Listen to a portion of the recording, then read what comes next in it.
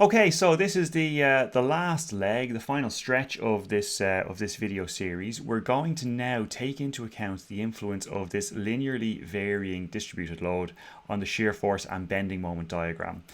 Now, again, there's going to be a number of different scenarios that we have to build into our code at the top level, if you like.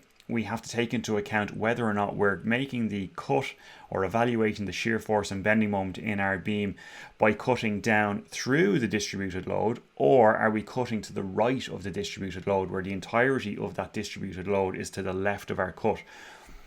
But then within that, we have to take into account what kind of distributed load are we looking at. Are we looking at one where the intensity on the left-hand side is non-zero, or is the intensity on the right-hand side non-zero? So if you like, there's 4 different cases that we're going to be taking into account.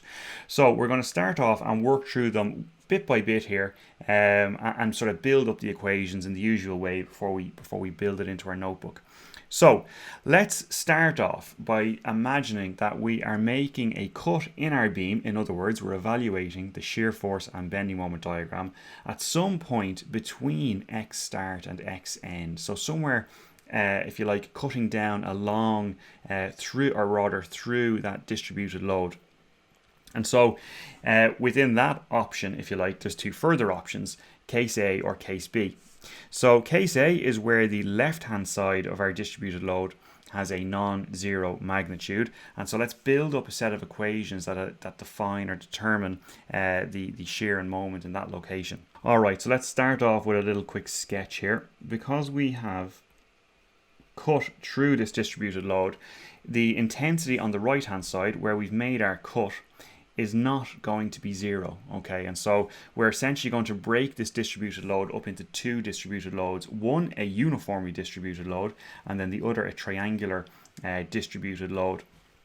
And you can see the dashed line, the horizontal dashed line here is denoting the boundary between these 2 distributed loads. So let's, as usual, put on our variables. So we'll say here that this height, this guy here, can be, let's just call that f cut. So that's the magnitude of that distributed load at the point of the cut.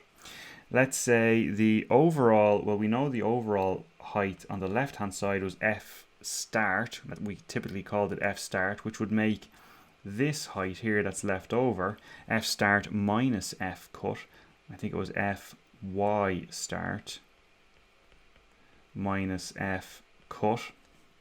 All right, now let's call the base of this thing x base. This here is going to be x start, and our cut is located at a distance x from the left hand side.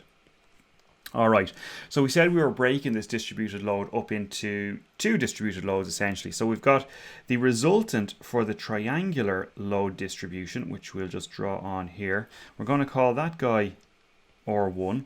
And then of course we've got the resultant for the uniformly distributed load, the lower rectangle there, and that obviously will happen or appear to the right of R1, and we'll call that guy R2. Now we'll say that is got a lever arm about the cut of LA underscore R2, and we'll say R1 obviously has a lever arm. We're going to call LA underscore R1. So they're all of the different variables that we need. We can now start constructing the equations. Now, what all we really have to do here actually is work out what is an equation for R1 and R2, and what is the equation for the lever arm for R1 and R2. And after that, we'll build up the rest of it over in our Python code, because it's pretty straightforward once you've got the resultants and their location. So let's start off here by working out what is x base. Right, so what is x base? X base is going to equal x minus x start. All right. Okay, so the next thing that we have to do is work out what is the magnitude of f cut here. What is that, right? We need an expression for that. So in order to do that, we're going to use similar triangles. So I'll just say determine f cut. All right, so similar triangles. What we're saying here is that the ratio of the height of this triangle here to the base, all right, is the same as the ratio of the height of the overall triangle that describes the full distributed load on the structure to its base, right? And so we can construct an equation that equates those two ratios. So we can say Fy start minus F cut over the base of that particular triangle, which was called X base. So that's just the green triangle up here. That ratio is the same as the same ratio for the larger triangle that describes the full load. Fy start over X end minus X start. All right, and once we've got that far, we can isolate F cut on its own, and we get F cut is equal to, all right, so now we have an expression for the height or the magnitude of the distributed load at the point of the cut, which we need. So at this point, we can work out expressions for R1, R2, and their respective lever arms. So we'll say R1, if we just refresh our memory, what was R1? R1 was the magnitude, or rather the resultant force for that triangular load distribution, right? Which is going to be the usual area of a triangle, right? So it's going to be X base times a half of Fy start minus F cut. All right, what's the lever arm? LA or 1. Let's have a little look here. Well, the lever arm is going to be 2/3 of the base, right? So this LA or 1 up here is going to be just 2/3 of this base distance here, which is going to be that guy there. All right, so let's just put that in, 2/3 of X base. Now, R2 was just the resultant for the rectangular distributed load, which was just going to be the area of the rectangle, X base times F cut. That's grand. And then what did we say this was? LA or 2, which is just going to be a half of X base. All right, excellent. So we now know what R1 and R2 are, or we've got expressions for them that we can use over in our notebook. And the lever arms. And so it's going to be pretty easy to build the expressions over in our notebook for the moment that those resultant forces generate about the cut. So now we can take into account the other case, right? So the other case was, let's imagine we had pretty much the same beam, well, exactly the same beam, and this time our load intensity on the left-hand side is 0, and this is going to be a little bit more straightforward because we don't have to consider a rectangular load distribution and a triangular load distribution. We just have a triangular load distribution to consider, right? So let's call that guy or, and we'll call we'll denote this distance here, obviously, as LA underscore or. All right then, and let's put on a few extra dimensions here. All right, so let's just rattle through this one then. So X base is going to be the same thing, just for completeness. We'll write it out here. We'll say X base is equal to X minus X start. We also want the magnitude of the load at the cut here, which I haven't drawn on. Let me draw it on. All right, so we'll again use similar triangles. So we can say F cut over X base is equal to Fy end over X end minus X start. And then rearranging. All right, so easy enough now to work out or is going to be 0.5 X base. I should probably be a bit more consistent with these underscores. X base times F cut. All right, and then the lever arm of or is going to be X base over 3, or 1/3 of X base. Right, so those are the two scenarios where we have a cut going down through the distributed load, so somewhere between X start and X end. Now there's another potential where we have our cut all the way to the right of the distributed load. In other words, where all of the distributed load is to the left of the cut. So that's another set of conditions that we have to take into account. They're pretty straightforward, pretty easy. So let's just come down here and say if X is greater than X end, right? So that's the condition, if you like, we're dealing with now. So let's sketch out our two options again. And of course we have the height of this thing is going to be Fy start, and the base is going to be X end minus X start. And for completeness again, we'll just draw on X here. Right, well, what is the resultant here? The resultant or is going to be 0.5 times fy start times x end minus x start. That's okay. And then the lever arm is going to be, what is the lever arm? Right, now the lever arm is going to be the whole distance x, right? Take away x start and then take away a third of x end minus x start. Okay, so if you start off with this and then you take away these two chunks, all you're left with is LA underscore or the lever arm for that resultant force.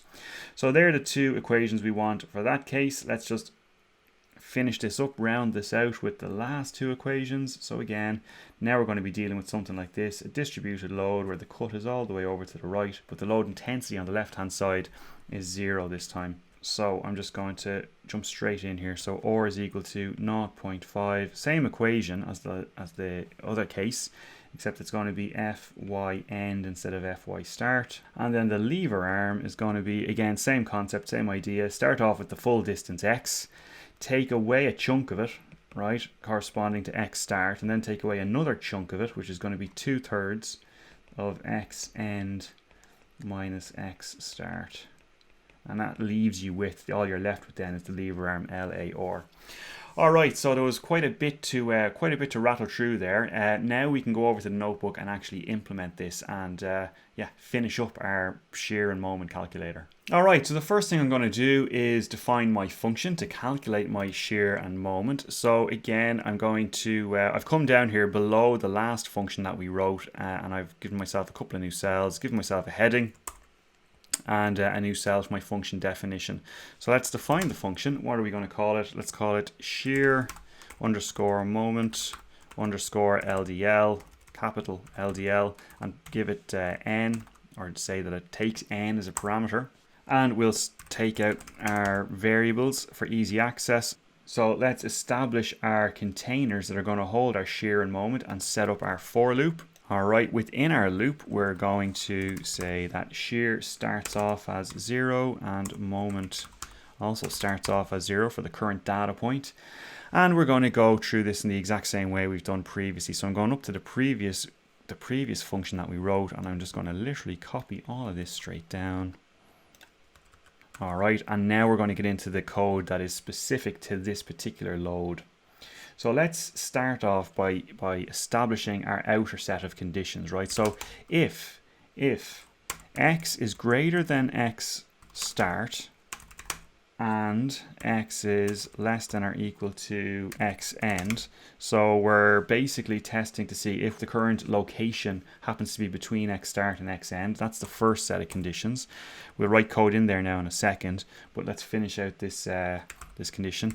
So we'll say if that else if x happens to be greater than x end, so if our cut is to the right of our distributed load, fully to the right, it doesn't cut through it at all, well then we'll come in and we'll write some code in here. So let's jump back up to our first condition here. The next thing we have to test, so if we know that we're cutting between the start and end of this load, the next thing we have to test is, okay, well, is it a load that has a 0 intensity on the right or on the left? So we'll say if the absolute value of Fy start, if the absolute value of that, if that happens to be greater than 0, well then we know we're dealing with case A. We can set up the appropriate equations. Else we're going to be in case B, and again we can set up the appropriate equations. So we'll write code in there in a second, but let's just finish setting up this this set of tests. So if, again, we're doing the exact same test now for the case where we're to the right of the UDL, or the linearly distributed load, I should say. So if the absolute value of Fy start is greater than 0, come in here, else come in here. All right, so we now have 1, 2, 3, 4 sets of code to write, or 4 code blocks to write, and that's going to obviously correspond to the 4 sets of equations that we wrote in over in the notepad. So let's come in here and say, right, we're dealing with a scenario where we're cutting through the UDL, or I keep saying UDL, we're cutting through the linearly distributed load. So let's just implement the equations we've already looked at. So we'll say x base is going to be x minus x start. We'll say f cut is going to be Fy start minus x base times fy start over x end minus x start. Let's define R1 as being equal to 0.5 times x base times fy start minus f cut. We'll define R2 as being x base times f cut, and from here we can work out the shear and the moment, right? So the shear is just going to be whatever it was previously plus the contribution from R1 plus the contribution from R2, and the moment is going to be whatever it was previously plus the contribution, which is going to appear as a negative here, so it's going to be minus R1 times that lever arm, okay, which was 2/3 x base, minus the moment contribution R2, which was going to be R2 times its lever arm, which was x base over 2, or a half of x base. All right, so that is the first of 4 code blocks dealt with. We can move on and now deal with the second option, where we're still cutting between x start and x end, but now we're dealing with the load intensity on the left-hand side being 0 and the load intensity on the right being non-zero, which was a slightly simpler case. So we had, again, x base is going to be equal to x minus x start. Again, f cut is equal to fy end times x base over x end minus x start. This is why it is really important to try and, well, you've got to really write this out by hand and work it out by hand first, because if you're just to look at this rather, before actually working it out on paper by hand, it looks impenetrable. It looks very counterintuitive. You can't really make out what's going on, or you can't make out what's going on very easily.